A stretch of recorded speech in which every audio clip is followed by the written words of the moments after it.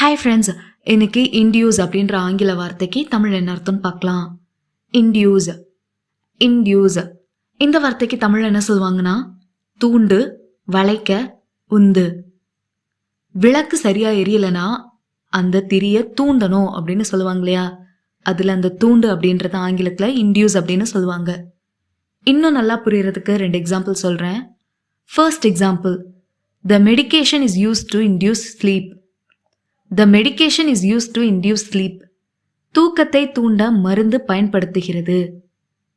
Second example, certain conditions can induce stress and anxiety. Certain conditions can induce stress and anxiety. சில நிலைமைகள் மன அழுத்தம் மற்றும் பதட்டத்தை தூண்ட முடியும். இன்னொரு வீடியோல வேறொரு ஆங்கில வார்த்தைக்கு தமிழ் என்ன அர்த்தம் பார்க்கலாம். அது வரைக்கும் பை பாய்.